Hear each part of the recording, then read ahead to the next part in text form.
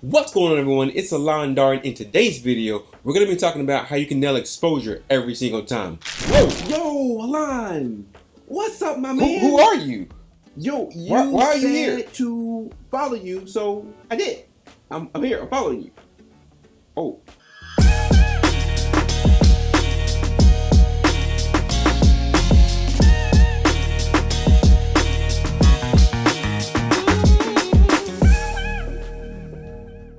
So, Alon, I need help with my filming. It's not very good. It's actually pretty terrible.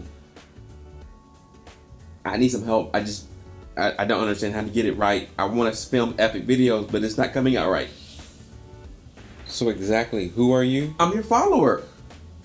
Oh, okay. So Yes. you need help. Gotcha. So you need help getting your filming together, and we're starting with the exposure triangle. Oh, I see. All right. So yes, definitely can help you with that. However, could you do me a small favor? Can you go back over there or Over there? where you came from, and we'll get this video started? Does that work? Awesome. Okay. Getting exposure right for beginning filmmakers might seem challenging, but I'm going to explain how to accomplish this in a three-part series where we're going to dive into the exposure triangle. So to explain exposure in its simplest form, well, it's really how much light you expose your digital chip to, and I'm referencing exposure from a digital perspective and not actual film. So in short, exposure is what you can see and what you cannot see. So when something is properly exposed, you have a nice clean image and everything is in detail. Now, when something is overexposed, the lighting is way too bright and all of the highlights are blown out. Now, on the contrary, when something is underexposed, the subject is way too dark and very hard to see. So in essence, exposure has to do with how much light is coming in. We need to talk about ISO, shutter speed, aperture, aka f-stop, and how they impact exposure.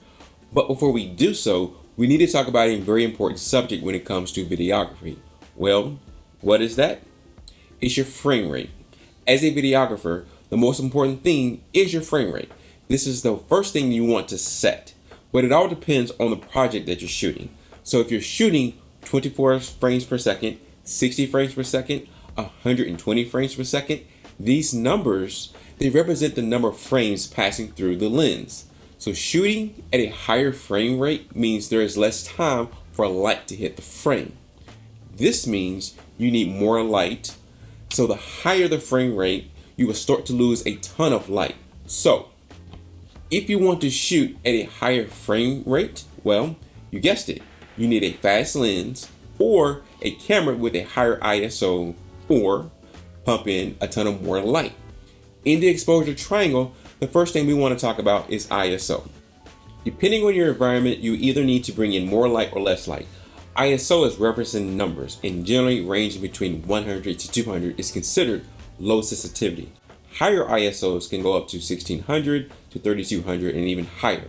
The Sony a7S native ISO range is 640 and has that dual ISO of 12,800. For this example, we're outside on a bright sunny day and we're using the crepe myrtle as our subject to demonstrate when we change the ISO how it impacts the exposure.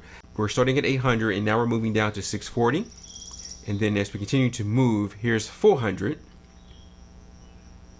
320, and as you see, as we continue to get lower, the image, the subject, is beginning to be properly exposed. So we drop the ISO all the way down to 100. From where we started from, you can see that the image is no longer overexposed.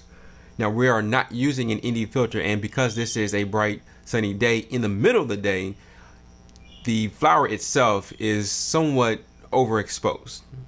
As we begin to increase the ISO number, we begin to add more light, and so we're starting to see that the image becomes overexposed. And so we're sitting at around 1600 and you can barely see any of the details within the image. And as we can go to 2500, it gets even brighter. And so finally we reached 4000. So this is an example of how cranking up the number, we add more light and we start to get overexposed.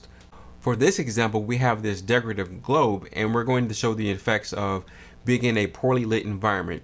And so right now we are properly exposed, and I'm going to turn off the lights to show you as what it would look like when we turn up the ISO in a poorly lit environment. And so I'm going to cut out the lights here. So not having enough light and we're cranking up the ISO introduce this grain.